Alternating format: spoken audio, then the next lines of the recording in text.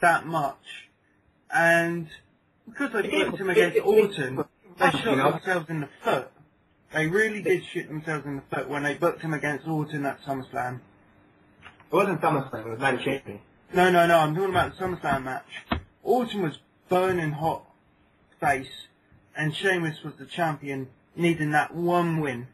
He just needed that one pinfall victory over a champion, and everything be sorted. Well, over a top face as champion.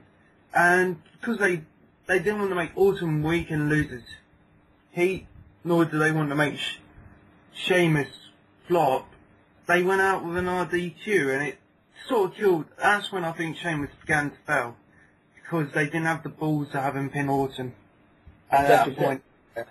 That is just it. They had Randy Orton, who's scorching hot. He was burning as a face. He was one of the biggest, and they had to give him the title. He was due a title run. This man, one of the biggest faces in WWE has seen in a couple of years. Besides John Cena, he was there. It was his time. Sometimes I believe that when you see something like that, they didn't plan Randy Orton to be they didn't plan him to be as hot as he was. And you see a guy who's been burning red hot for that many months, since like WrestleMania, it's been at least 4, 5, 6 months. You have to give him the title. You have to give him a run. I think it's undeniable at that point. And at the end of the day, I think he made them some good money in the end. So it was a good return. It made him a shit ton of money. Probably had merchandise sales. When they saw Randy Orton as the champion, they went out and bought some t-shirts. They did whatever they could. They wanted to show their support. They gave him a couple months as champion. I think WWE did the right thing in giving the Orton championship belt. Yeah, they did. They really did. I can't argue with that. But, I think Sheamus was just caught, in the middle of it. Wrong place, wrong time. Yeah, he was caught in the middle of it. I think that he maybe, I think it worked well because, you can't really build, Miz passionate against Sheamus and then have them go at it, the main event. That's not. No. Randy Orton gave the Miz a good couple of months. Jerry Lawler gave him a good month. John Cena, I think, there's no way in hell that, the Miz can get past John Cena without The Rock coming in there and just killing John Cena up. It's the same corner. Khali, monstrous run. Cena, he's down and out. Umaga, down and out.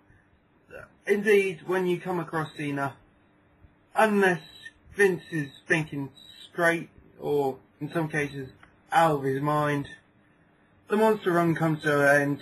In this case, unless Rock does something, I think it will be safe to say Miz's end is near.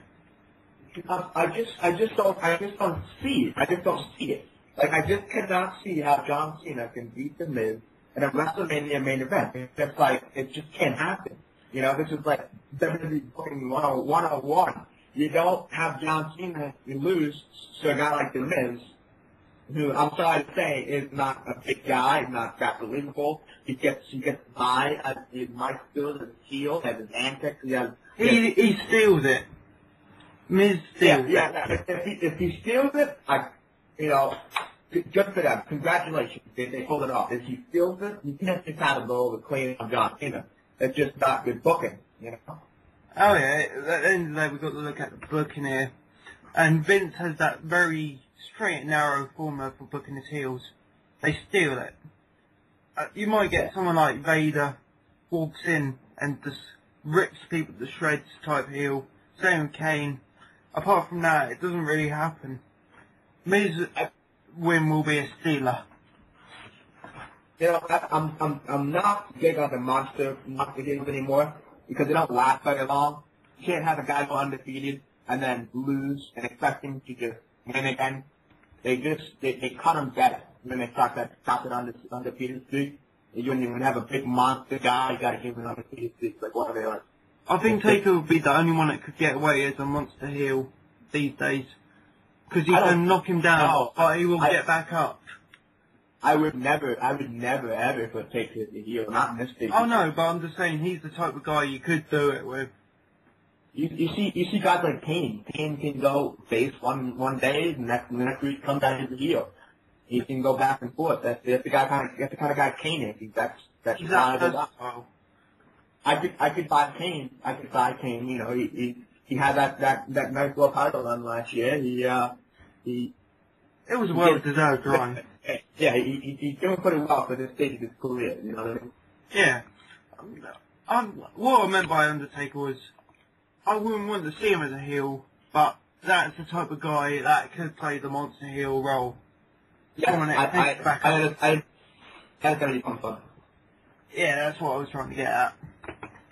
But let's change the pace of this conversation. Let's take it somewhere. Let's take it down to the depths, the bottomless pit that is known as total non-stop action. That makes me cringe. It makes me Dear God, where do we start? Where do we start, Jay? Why don't we start with this piece of shit TNA champion they call Sting, the guy that I respected, the guy that I disagree. I could see why they've done it. Well, but there's flawed logic. I have to hear them. You're going to ask me to defend TNA. Okay, let's get it. Here we go. How hot was the discussion on Sting coming to WWE? But let me tell you something about that, man. Let me tell you something about it. You cannot copy another company. And No, what they've done is, they were hoping the red hotness of Sting coming to WWE would rub off on them, causing, when Sting returns, everyone's going to go wild, but they forget the reason why everyone was going wild for Sting going to WWE is because it was Sting in WWE. So that's why they did it. The only reason why that it was such a big deal was because Sting has never been in WWE. And also his opponent. Yeah, and there's a chance, you know, that the speculation that he could fight The Undertaker at WrestleMania, which is something that people would kill to see. This is a huge match. This was you know, the be-all end-all. Then you have Sting, and you take him, and you put him in wrestling purgatory that is known as TNA. And you put the same exact promo as they did the WWE, and you pretty much just a copy what WWE did, because the WWE never talked to Sting. They used the promo as a basis, but there were differences. They need, if I'm a professional company and I'm trying to promote and build my company up, I'm not going to steal from another company. No, you make up your own ideas.